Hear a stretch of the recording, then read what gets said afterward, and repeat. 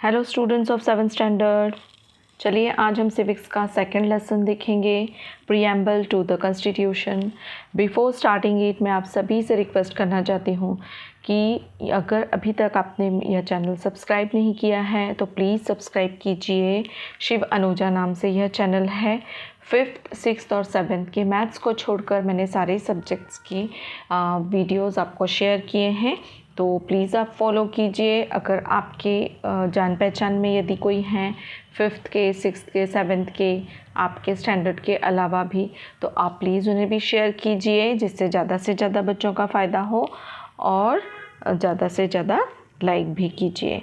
और आप लोगों ने वैसे अब तक बहुत अच्छे कमेंट्स दिए हैं, तो मैं अब आगे और भी कोशिश करूँगी कि मैं अच्छे से आपके लिए हर एक लेसन को एक्सप्लेन करूँ और क्वेश्चन आंसर्स दूँ। तो चलिए अब हम ये लेसन स्टार्ट करते हैं। पहले तो यहाँ हमें दिया है we learn this in the previous chapter. हमने क्या देखा इसमें?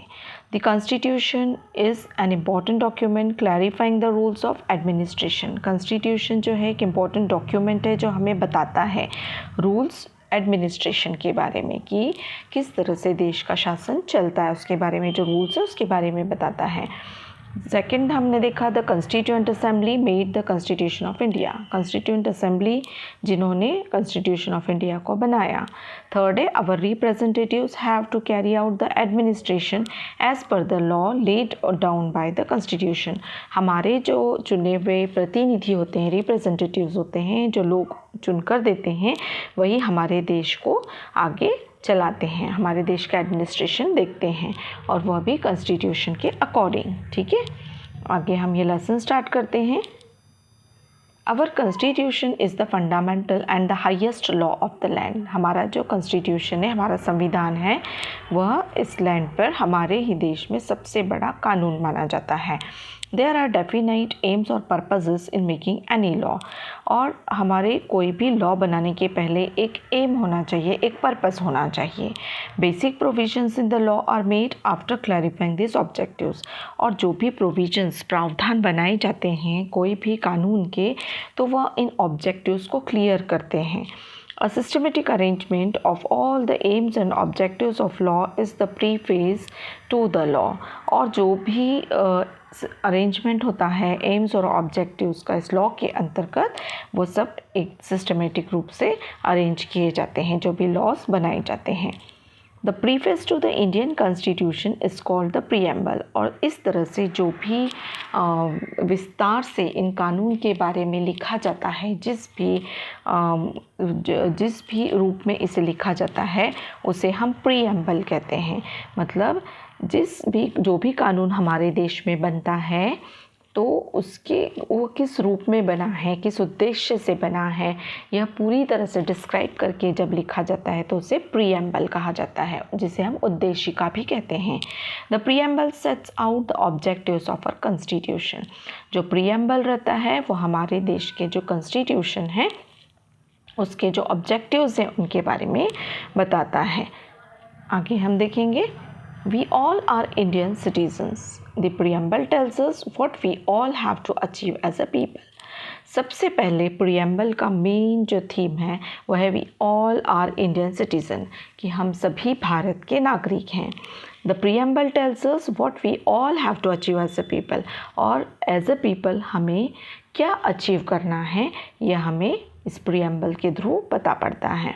The values, thoughts and ideas in it are noble. इसमें जो भी मूल्य होते हैं, वैल्यूज़ होते हैं, जो भी विचार होते हैं, थॉट्स होते हैं, आइडियाज़ यानी योजनाएं होती हैं, और बहुत नोबल होती हैं, अच्छी होती हैं। The entire constitution lays down the provisions through which this goals are to be realised. और जो कॉन्स्टिट्यूशन है उसमें यह हमें प्रोविज़न बताया गया है, प्रावधान बताया गया है कि हम किस तरह से इन गोल्स को अचीव कर सकते हैं, या इन गोल्स को अचीव करने के लिए हमें किस तरह से चलना चाहिए। The preamble begins with the words we the people of India. अब जो प्रीएम्बल है वो कैसे शुरू होता है? इस वर्ड से कि we the people of India, हम जो इंडिया के लोग हैं। It talks about the resolve of the Indians. ये हमें क्या बताता है कि it talks about the resolve of the Indians to constitute India into a sovereign, socialist, secular democratic republic. ये जो उद्देशिका है, ये प्रीएम्बल है, ये जो कॉन्स्टिट्यूशन है, इसमें हमें बताया गया कि हम जो इंडियंस हैं, हम सोवेरियन हैं, हम सोशलिस्ट हैं, हम सेक्युलर हैं और डेमोक्रेटिक रिपब्लिक है, मतलब हम और हमारा देश। हम लोग स्वतंत्र हैं और सामाजिक रूप से एक साथ हैं। सेक्युलर है मतलब सारे धर्म के लोग हमारे देश में रहते हैं और हमारा देश लोकतांत्रिक है, डेमोक्रेटिक है। We shall now understand the meaning of each of this terms. और अब हम इस टर्म्स को एक एक करके देखेंगे। फर्स्ट है सोवेरियन स्टेट, मतलब स्वतंत्र जो है हमारा राज्य जो है वो स्वतंत्र है। India was ruled by Britain for a long period. हमें पता है कि इंडिया पे जो ब्रिटिश लोग थे उन्होंने बहुत लंबे समय तक शासन किया। The British rule ended on 15 अगस्त 1947। और हमारा देश पर से जो ब्रिटिश रूल समाप्त हुआ वो कब हुआ? 15 अगस्त 1947 को। Our country became independent. हमारा जो देश था वो स्वतंत्र हुआ। इंडिया बिकेम सोवेरियन और हमारा देश जो है स्वतंत्र हुआ। We are now free to take decisions as we think fit in our own country. और अब हम जो भी डिसीजन ले सकते हैं वो हमारे देश के हित में है क्या, इसे ध्यान में रखकर हम ले सकते हैं। The word sovereign means that a state is not under the control of foreign power. और ये वर्ड जो सोवेरियन है वो हमें बताता है कि हम अब किसी भी फॉरेन पावर के कंट्रोल में नहीं हैं। The most important goal of our freedom struggle was to acquire sovereignty. और हमारा जो फ्रीडम स्ट्रगल का जो स्वतंत्रता आंदोलन था उसका जो गोल था वह क्या था कि हमें स्वतंत्र होना है, स्वतंत्रता प्राप्त करना है। क्योंकि जब ब्रिटिश रूल के अंडर में हमारा देश था तो हमारे लोगों ने बहुत सारे कष्टों को सहा था, इसलिए फ्रीडम स्ट्रगल हुआ और उसके बाद हमारा देश स्वतंत्र हुआ। Sovereignty means the ultimate authority to govern yourself.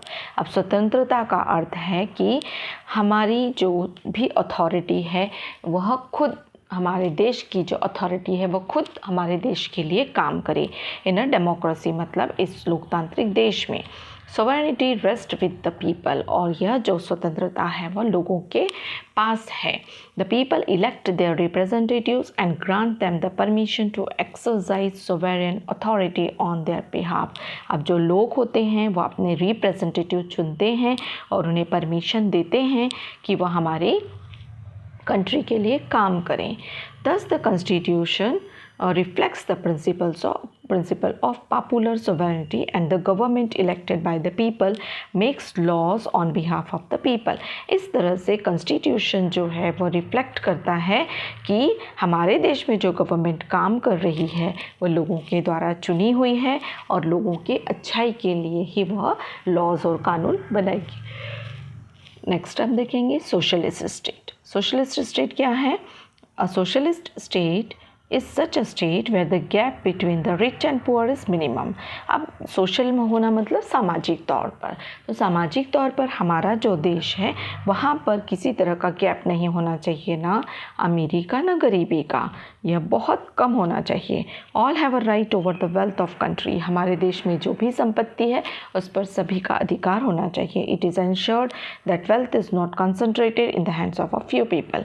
और यह पता होना चाहिए कि जो ये वेल्थ है वो किसी भी थोड़े ही लोगों के हाथ तक में सीमित नहीं है। ठीक है, इसका मतलब सामाजिक एकीकरण, मतलब समाज में ना कोई ऊंचा है ना नीचा है, ना कोई गरीब है ना अमीर है। अब थर्ड है सेक्युलर स्टेट। हमारा देश सेक्युलर है। कैसे? The preamble state secularism as one of our goals. In a secular state all religions are considered as equal.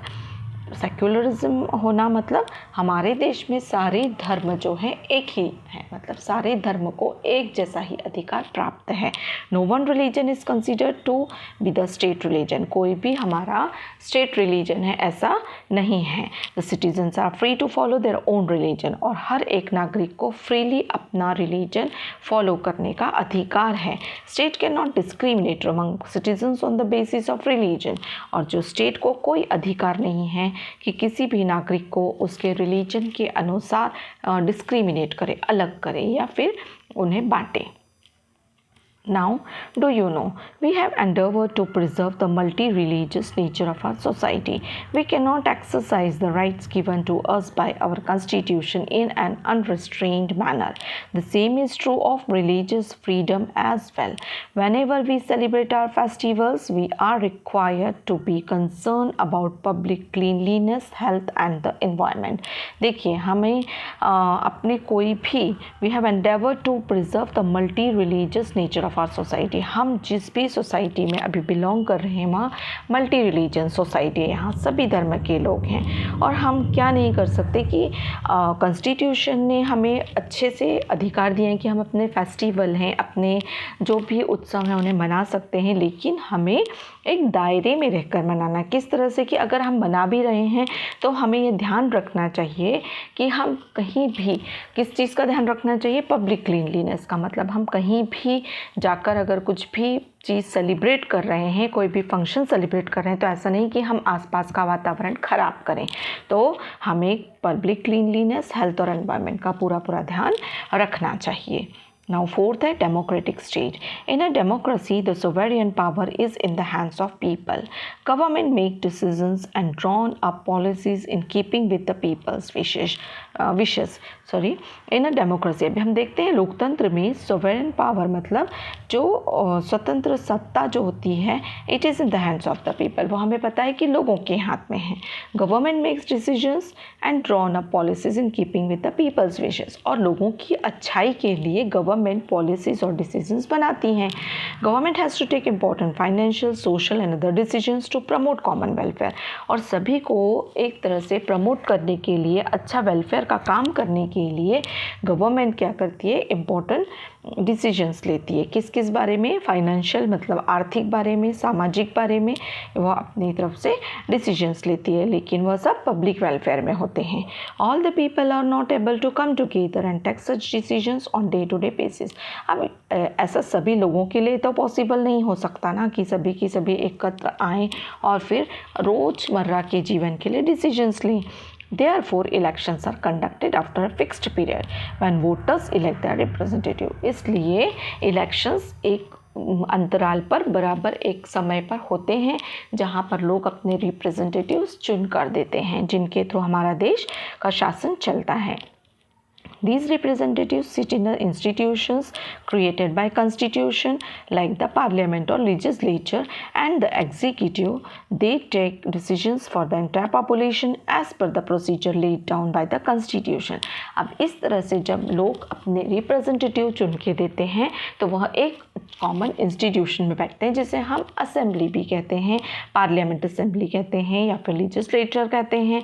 तो यह जो है हम मोस्टली टीवी पर न्यूज़ में हम अक्सर देखते हैं, पार्लियामेंट सेशन दिखाया जाता है ना, तो पार्लियामेंट हाउस दिखाया जाता है जहाँ पर हमारे द्वारा जो रिप्रेजेंटेटिव हम चुनकर देखते हैं, जिन्हें हम हमारे देश के नेता कहते हैं, वो बैठते हैं और इम्पोर्टेंट पॉलिसीज़ पर डिस्कस करते हैं और फिर डिसीजंस लेते हैं और अगर ज़रूरत पड़े तो नए कानून भी बनाए जाते हैं। अब नाउ रिपब्लिक क्या है, देखिए। Along with being a democracy, we are republic. Republic मतलब हमारा जो देश है एक स्वतंत्र गणराज्य है। All public positions in the republic are elected by the people. क्यों है यह? क्योंकि यहाँ पर जो भी चुनाव होते हैं उसमें पब्लिक जो है अपने लोगों को चुन कर देती है। No public position is occupied on the basis of hereditary succession. मतलब यहाँ पर जो रिप्रेजेंटेटिव चुनने जाते हैं वो ऐसा नहीं है कि हेरिडिटरी चले, मतलब एक के बाद एक नेता का बेटा नेता ही बनेगा, ऐसा यहाँ पर कोई रूल नहीं है। The positions like the president, the prime minister, the governor, the chief minister, the mayor, the sarpanch etcetera are public positions. अब पब्लिक पोजीशंस जो होती हैं वो प्राइम मिनिस्टर की होती है, गवर्नर की होती है, चीफ मिनिस्टर है, मेयर, सरपंच, ये सब पब्लिक पोजीशंस में आते हैं। Any Indian citizen fulfilling the prescribed age criterion can get himself or herself elected to any of this position. अब जो पब्लिक पोजीशंस होती हैं उन तक पहुंचने के लिए इंडिया का कोई भी नागरिक इन अगर दी हुई पोजीशंस को, दी हुए रूल्स को पूरा करता है तो वह खुद भी इलेक्शन जीत कर इन जगहों पर पहुंच सकता है. इन अ मोनार्की दीज पोजीशंस में B occupied by members of a single family following the principle of heredity. ऐसा बिल्कुल नहीं है कि कोई भी जनरेशन टू जनरेशन किसी नेता का बेटा नेता ही बनता जाएगा, पर कोई भी इंडिया का नागरिक अगर जो दी हुई कंडीशंस फुलफिल करता है रिगार्डिंग इलेक्शन की रिगार्डिंग दी हुई जो भी कंडीशंस पूरी करता है तो वह इस पब्लिक पोजीशन पर पहुंच सकता है. यहाँ देखिए डिस्कस में हमें क्या दिया है. Read what Deepa has written on the topic my family. अब एक माय फैमिली पर एक टॉपिक है जिसमें दीपा ने क्या लिखा है. Democracy does not only imply elections. Democracy सिर्फ इलेक्शंस में ही अप्लाई नहीं होती है. My parents do all household work together. मेरे पेरेंट्स घर का काम मिलकर करते हैं. We also participate in it. और हम सब भी उसमें उन काम में हाथ बटाते हैं. We ensure that we talk cordially with each other. और हम सब मिलकर एक साथ किसी भी बात पर डिस्कस करते हैं. Even if we happen to fight we try to listen to each others views by stopping the fight as soon as possible. और अगर कुछ ऐसा होता भी है कि जहाँ पर अगर हम किसी बात पर बहस भी कर लें तो हम क्या करते हैं उस बहस को रोक देते हैं, रोकने की कोशिश करते हैं जहाँ तक पॉसिबल हो. If any change has to be made, even the grandparents are consulted. Anuja wants to take up agricultural research as her career. Her decision was appreciated by everybody. अब देखिए अनुजा जो इनकी फैमिली की एक मेंबर है तो उसे भी अपना करियर चुनने के लिए उसने एग्रीकल्चर को चुना. तो उसके जो घर में उन्होंने प्रॉपर डिस्कस किया और उसके बाद सभी ने उसको सहमति दी. डू यू थिंक दैट दीपा's house function in a democratic way? Which features of democracy can be found in this passage? तो देखिए यहाँ पर एक डिसीजन लिया गया, एक डिस्कशन हुआ, फैमिली के बीच में डिस्कशन हुआ और उस डिस्कशन पर डिसीजन हुआ. तो इस तरह यह एक डेमोक्रेसी है क्या सच में? या अब हम आगे के पैसेज में देखेंगे. वैसे हमने पहले भी देखा है कि जो लेजिस्लेचर है वहाँ पर पार्लियामेंट या लेजिस्लेचर में यह सब नेता बैठते हैं और वहाँ पर डिस्कस करते हैं और डिसीजन लेते हैं. सेम दीपा के घर में हुआ बट ऑन फैमिली वे में हुआ ये. ठीक है ना. So the preamble has guaranteed the Indian citizens the 3 values of justice, liberty and equality. तो प्रीएम्बल जो है वह भी हमें गारंटी देता है, बताता है कि इंडियन सिटीजन्स के पास 3 वैल्यूज़ होने चाहिए. एक तो जस्टिस, लिबर्टी और equality. It has enjoined upon the Indian citizens to practice these values and make laws in keeping with these values. और इस तरह से इन्हें अप्लाई करना चाहिए, इन चीज़ों को मानना चाहिए, जस्टिस, लिबर्टी, इक्वालिटी को, और फिर जाकर किसी चीज़ के ऊपर डिसीजन लेने का सोचना चाहिए. तो यह था हमारा रिपब्लिक. अभी इसमें जस्टिस जो हमने पहला पॉइंट देखा कि जस्टिस, लिबर्टी एंड इक्वालिटी, तो यह क्या है? तो सबसे पहले हम देखेंगे जस्टिस क्या है.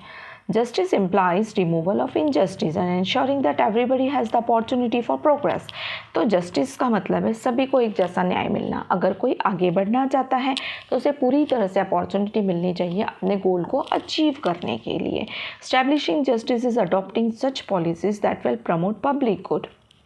और जस्टिस को इस्टेब्लिश करना मतलब ऐसी पॉलिसीज़ लाना जिससे कि लोगों के हित में हो, जिससे लोगों को आगे बढ़ने के लिए मार्ग मिले.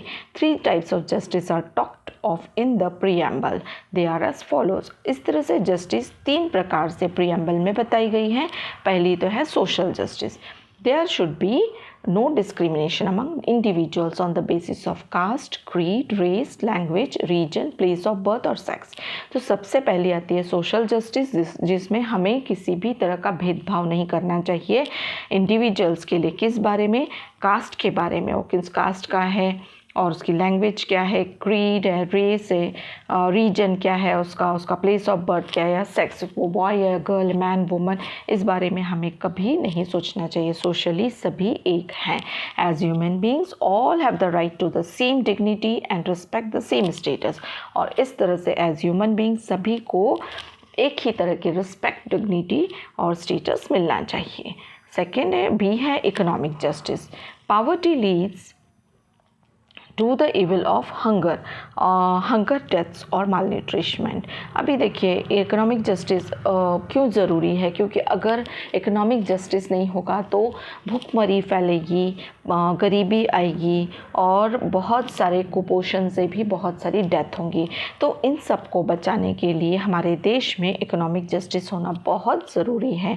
If poverty is to be eradicated, everyone should have the right to a source of livelihood so as to look after oneself and one's family। so अगर हमको पावर्टी को हटाना है, गरीबी को हटाना है, तो हम सभी ने मिलकर इसके लिए काम करना चाहिए। क्योंकि अगर हम देखते हैं एक वर्ग बहुत पिछड़ा हुआ है या गरीबी हमें दिखाई देती है कहीं, तो हमें भी आगे बढ़कर अगर हम कैपेबल हैं तो ज़रूर उन्हें सहायता करनी चाहिए। अवर Constitution has given this right to every citizen without any discrimination। और कोई भी हमारे देश में गरीब ना रहे, भूखा ना रहे, इस बारे में भी हमारे संविधान में बताया गया है। और इसलिए उन्हें सभी को राइट मिला है कि एटलीस्ट उन्हें 2 वक्त का खाना तो मिलना ही चाहिए। नाउ सी है political justice. We have adopted universal adult franchise to enable equal participation in the running of the country. और जितने भी एडल्ट हैं हमारे कंट्री में, उन सब को यह अधिकार है कि हमारे देश में की राजनीति में वो पार्टिसिपेट कर सकते हैं। Accordingly all citizens completing 18 years of age have the right to vote in elections. अब इस राजनीति में वो कैसे आ सकते हैं, तो इलेक्शन में भाग लेकर। जो भी 18 ईयर्स कंप्लीट करता है, चाहे वो स्त्री हो चाहे पुरुष हो, तो वह उसे अधिकार होता है कि इलेक्शन में वह पार्टिसिपेट करे और हमारे देश का रिप्रेजेंटेटिव चुनने में मदद करे।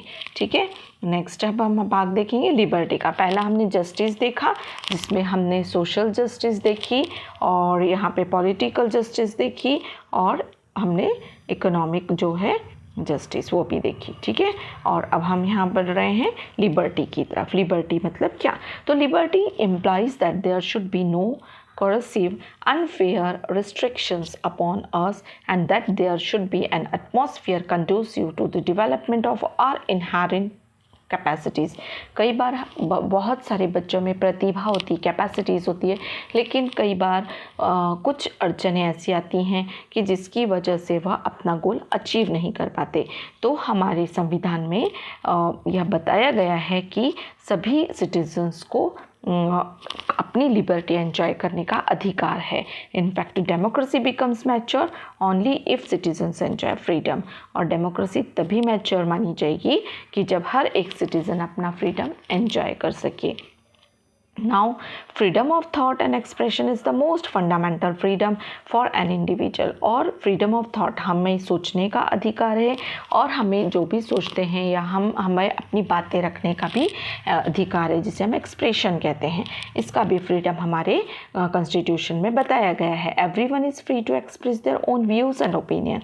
हर एक अपने व्यूज़ और ओपिनियन को एक्सप्रेस करने के लिए फ्री है। A give and take of ideas enhances the spirit of cooperation and unity amongst us. तो गिव एंड टेक आइडियाज़ जो हैं कोऑपरेशन के या एक दूसरे को मदद करने की, और वह सब भावनाएं, एकता की भावना, यह सब भावनाएं हमें होनी चाहिए, तभी हम अपना फ्रीडम एंजॉय कर सकते हैं।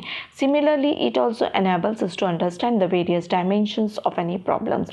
और इसी तरह हमें इतना एनेबल होना चाहिए कि हम हमारे देश में या हमारे आसपास कोई समस्याएं हैं तो उसे पूरी तरह से समझ सकें। The liberty of belief, faith and worships implies religion freedom। Every Indian citizen is free to act as per the teachings of their religion or the religion of their choice। अब जो भी हमारे देश में जो भी पर्सन हैं, जो लोग हैं, उन्हें किसी भी धर्म में पूरी तरह से आस्था रखने का अधिकार होता है, फ्रीडम होता है। Every Indian citizen is free to act as per the teachings of the religions और the religion of their choice. किसी भी धर्म को स्वीकार करने का उसे अधिकार है और उस धर्म के जो भी टीचिंग्स हैं, जो भी उस धर्म के बारे में बताया गया है उसे फॉलो करने का उसे अधिकार होता है। It implies the freedom of celebrating the festivals and the freedom of faith and worship, और यह भी फ्रीडम है उसको कि वो अपने फेस्टिवल सेलिब्रेट करे और अपना जहाँ भी जिस भी धर्म में वो फेथ करता है, विश्वास करता है, उसकी वह पूजा कर सके। नाउ थर्ड हम देखेंगे equality. The preamble guarantees the Indian citizens an equality of status and of opportunity. Preamble मतलब हमें उद्देशिका में बताया गया है, गारंटी दी गई है कि इंडियन सिटीजन्स जो है उनका जो स्टेटस और इक्वालिटी ऑफ स्टेटस मतलब उन्हें सभी को सभी इक्वल हैं, चाहे वो किसी भी इससे जाति से संबंध रखते हों, चाहे वो मैन हो वुमन हो, सभी को इक्वालिटी है स्टेटस की और सभी को इक्वल अपॉर्चुनिटीज़ मिलनी चाहिए। ये हमारे प्रीएम्बल में लिखा गया है। It means that all have equal human status, मतलब सबको एक जैसा ह्यूमन स्टेटस मिला है। And there will be no discrimination based on caste, creed, race, sex, place of birth etcetera. और इस तरह से हम किसी भी रूप में उनसे भेदभाव नहीं कर सकते हैं, ना कास्ट के बारे में, ना सेक्स के बारे में, मतलब कि वो बॉय है या गर्ल है या मैन है वुमन है, ओल्ड वुमन है ओल्ड मैन है, कोई भी हो वो, लेकिन हम किसी भी तरह से हम उसके बीच में दखल नहीं दे सकते, ना कोई किस जगह पर किसका बर्थ हुआ हो उससे भी हम लोग उससे भी डिस्क्रिमिनेट नहीं कर सकते। The guarantee of equal status means not to discriminate between people in terms of high low superior inferior.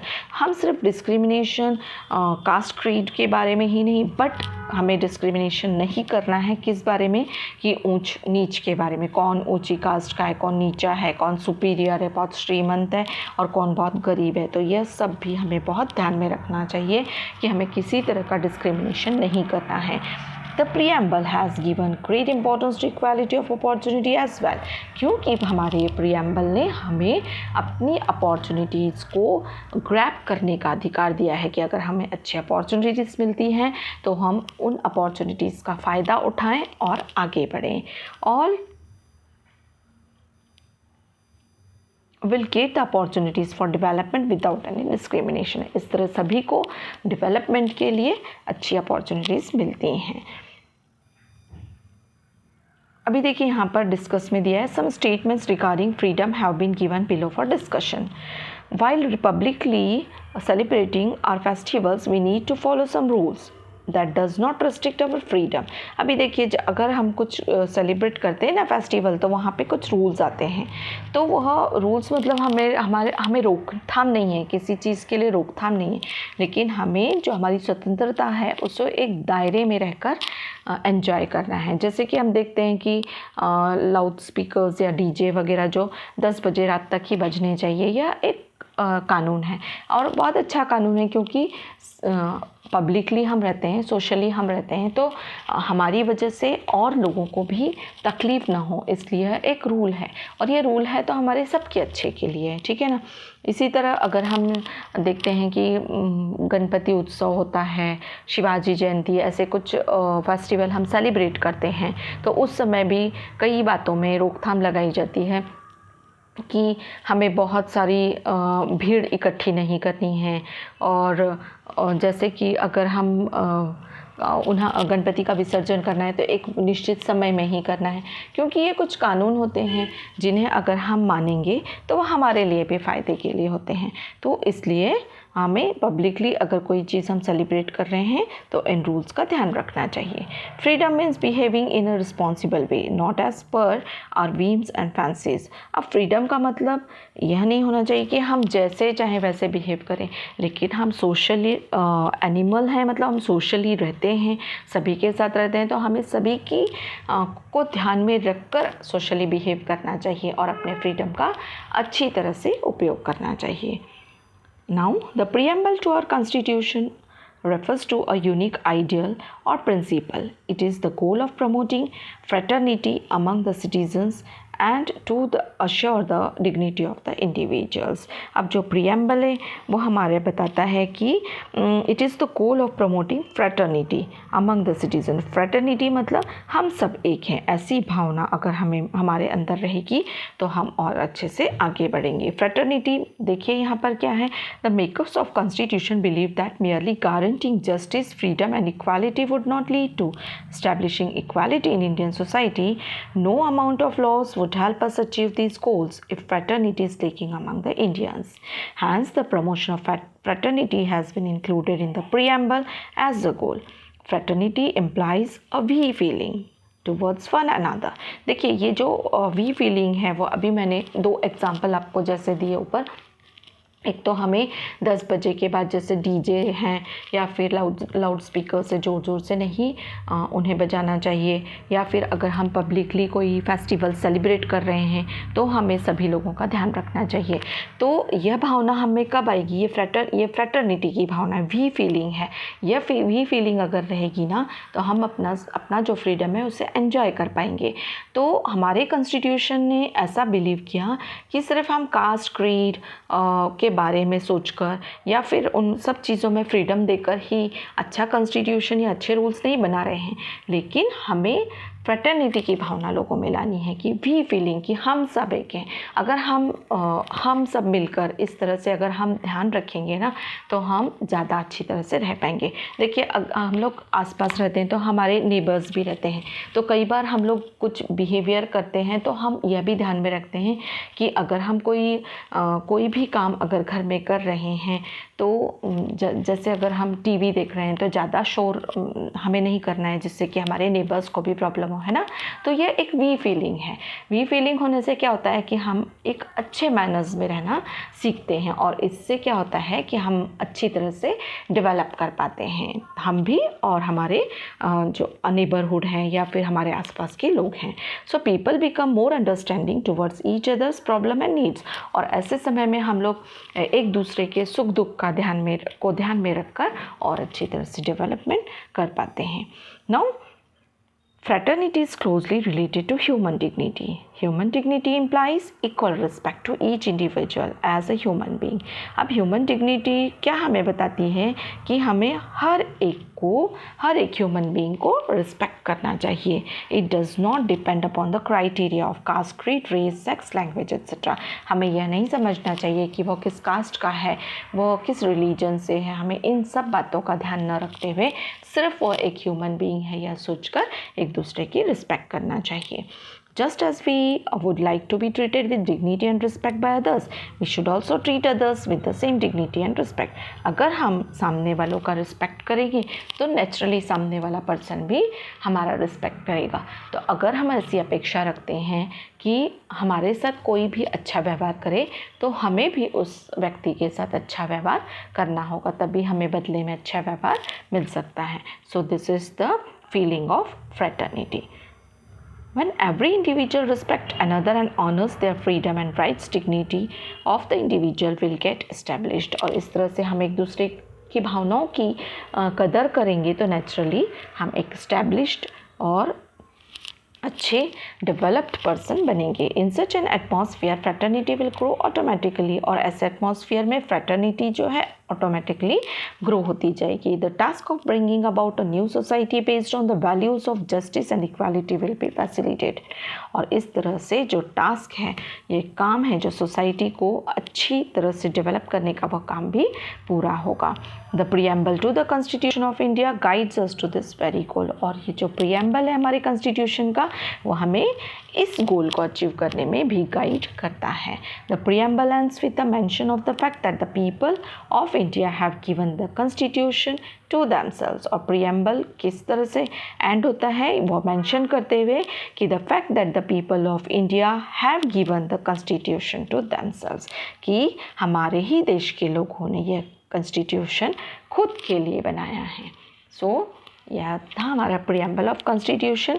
तो स्टूडेंट्स अभी नेक्स्ट जो वीडियो है उसमें मैं आपको इसके क्वेश्चन आंसर्स दूंगी. आप प्लीज़ इस लेसन को फॉलो कीजिए, क्वेश्चन आंसर्स फॉलो कीजिए। मैंने हर एक वीडियो में पहले एक्सप्लेनेशन और फिर क्वेश्चन आंसर्स आपको दिए हैं, और जिन पार्ट में अगर जिस भी लेसन को मैंने 2 पार्ट में बनाया है उसके सेकंड पार्ट में भी मैंने आपको क्वेश्चन आंसर्स दिए हैं। तो प्लीज़ आप उन्हें फॉलो कीजिए, ज़्यादा से ज़्यादा शेयर कीजिए, जिससे इस वक्त सारे बच्चों को बहुत ज़्यादा फ़ायदा मिले। और आई होप, मेरी आप लोग से रिक्वेस्ट है कि बहुत सारे, देखिए विलेजेस में तो मोस्टली स्कूल्स फैसिलिटीज़ भी बहुत कम होती हैं, तो अगर आपके कोई रिलेटिव्स हों ऐसे एरिया में, क्योंकि फ़ोन तो अवेलेबल हो जाते हैं तो, लेकिन उन्हें ये फैसिलिटीज़ अवेलेबल नहीं होती हैं, तो प्लीज़ अगर ऐसे भी आपके कोई फ्रेंड या कोई आपके रिलेटिव्स हों, जो भी बच्चे हों, उनको आप ज़्यादा से ज़्यादा शेयर कीजिए, जिससे बहुत सारे बच्चों का फ़ायदा हो सके। Thank you.